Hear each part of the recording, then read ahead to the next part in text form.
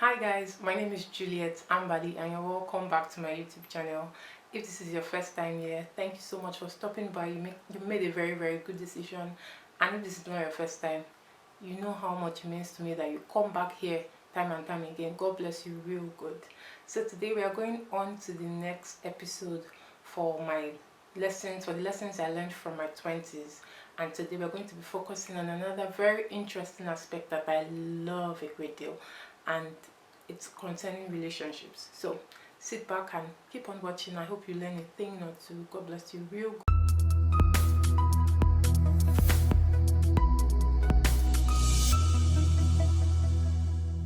Alright, welcome back. So the first point that I would like to highlight is that you should define your relationships. For those of you who are in your 20s, define your relationships.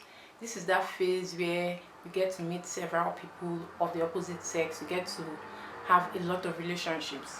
But if you're not careful, you realize that you are in certain kind of relationships where you do not know if you are just brother and sister in the Lord. You do not know if you are in a relationship that wants to lead to something else, and on and on and like that. But if you have this kind of relationships, there's a lot of guarantee that you have a lot of heartbreaks. Do you understand? So it's important that you define your relationship, set healthy boundaries. Don't follow the school of thought that says you should just go with the flow to see how things happen. Do you understand? It's very important. Be careful with that particular person that you're always hanging around with, and that you're thinking the person likes you a certain way, or you like the person a certain way and all that. And don't just imagine things. Don't just follow the things that are going on in your head or in your mind. Define all your relationships to save you from avoidable heartbreaks. That's the first point. So the second important lesson that I learned from my 20s is that, in terms of relationship, is that it is very important for you to realize that this is the time where you need to bask in the love of God and in the love for God. This is the time when you need to soak yourself in the things of God deeply, not just because you're serving in a certain capacity like I mentioned in the other part, or not just because you're in a fellowship or you're in the body of Christ, and then no, but a personal relationship with God, one where he completes you, where he's your everything. Do you understand? Because you may begin to struggle with this and with trying to find someone else to love you, like I mentioned earlier. So it's important that you understand that it is only God that can give you that completeness and that fulfillment, and that fulfillment rather. And when the time is right, when he knows, okay, this is fine, you too, you will know when that person comes. You will know that it was good that you took that step first before this one. A lot of times we tend to want that relationship with the opposite sex so that we find that completeness, and then we realize that it's not giving us what we want, and then we now fall back to God. Rather, it's best to start that way and then go here. It's one of the best things that can ever happen to your life, and I'm imploring you to take this opportunity that you have and start a relationship with God. It will mean the world to you. The third point, which I think is very vital, concerning relationships, is that it is very important that you pray to God concerning that aspect of your life. And don't begin to pray that prayer when you're 25 or when you're 21, or when you think, whatever age it is that you think it is that you are ready to want to get married. Start praying about that issue from the get-go, from whenever you think is the right time. Do you understand? Not when you think you are ready to get married. Start praying for your life partner. Start praying that God brings to you that right person for you. Do you understand? It may seem like, well, it's not for me to find someone and be attracted to that person and then see that we are compatible in certain areas and all that. The truth is, God knows what's right for you. God knows the heart of man. You may be able to see the outward, you may be able to see certain traits and say, oh, we're compatible in these things. But the ultimate thing is that God knows who is best for you. That's the truth. God knows who is best for you. It's amazing how personally, all the things that I secretly prayed for and longed for in the person that I wanted to get married to the mundane things, God answered everything. I wanted to get married to somebody who had like specific, maybe I'll leave that for a separate video talking about how I found the one and all that.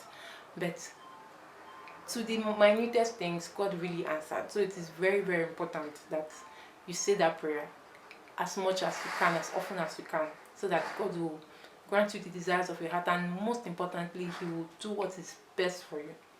That's the third point. Then the fourth point is, don't just want to be in a haste to be in a relationship because everybody is in a relationship, because Juliet is in a relationship, because that one is in. Do you understand? No. Know your timing. Follow God's timing for your life. It's not a competition. Do you understand? Just wait for when it is right for you.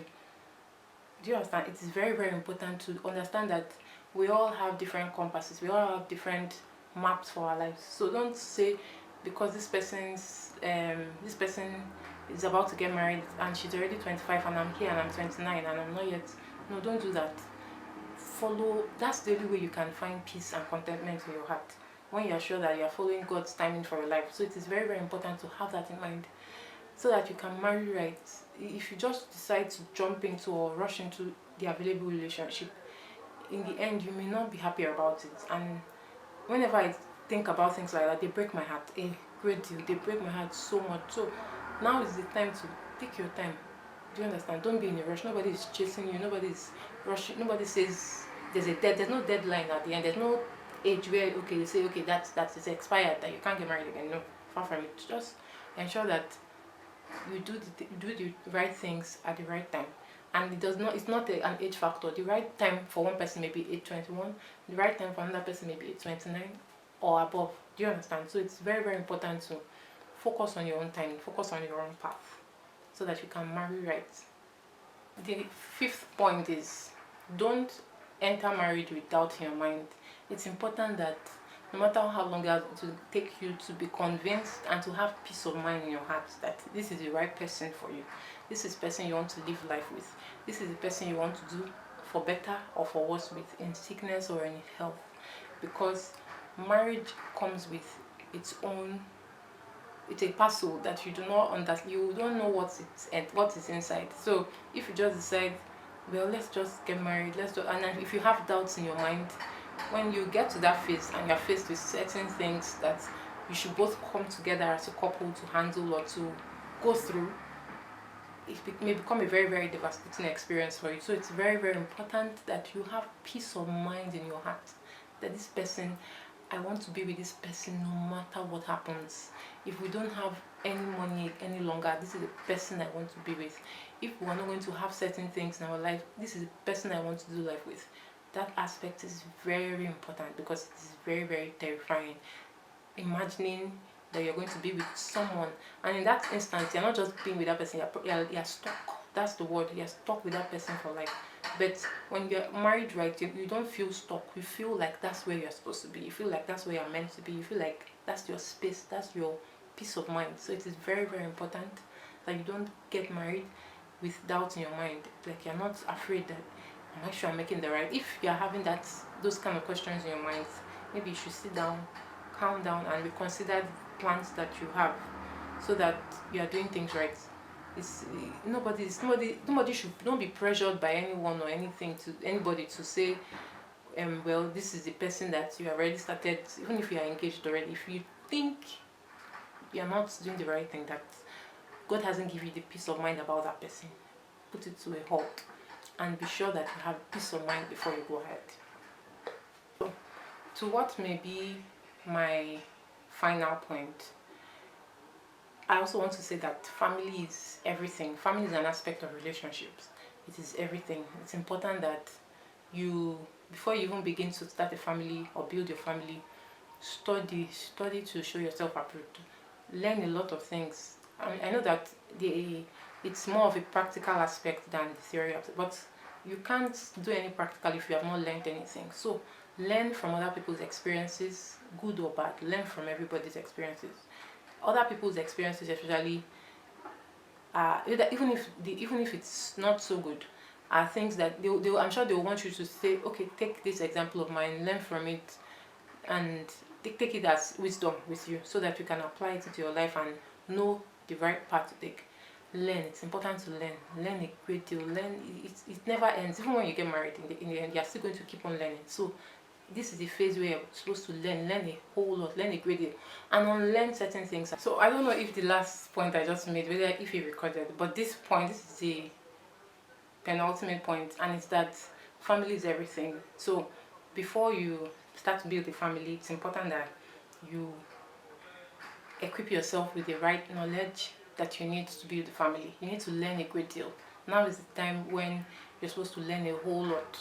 I know that family or family building is, especially, very very practical. Like, yeah, you have to experience certain things to be able to learn over a period of time. But even before you start it, still give yourself to learning from other people's experiences, from the experiences you see around you, from books, from a whole lot of things, and also unlearn certain things, because there are some things that you do not need with you when you get married. There are so many cultural beliefs that are affecting marriages these days that are totally not what God has planned.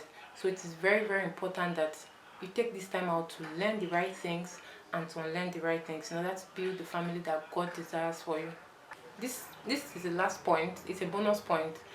It still falls under relationships, so I thought to quickly chip it in, and it's to ensure that you are making the right relationships. The relationships around you. I'm sorry for the external noise you can hear. The relationships around you are very very important. It's important that you make the right. Okay, I think I'm going to talk about relationship under character area because of how they affect you. So let me leave that for now. So these are basically some points that I think are very very essential for you to have in mind, because you need them a great deal in your relationships. So please do not forget all the points that are already highlighted, and I hope that you learned a thing or two. Thank you so much for watching. God bless you real good. And subscribe if you have not subscribed. Share with your loved ones. I hope to see you on the next episode. Take good care of yourselves. Bye.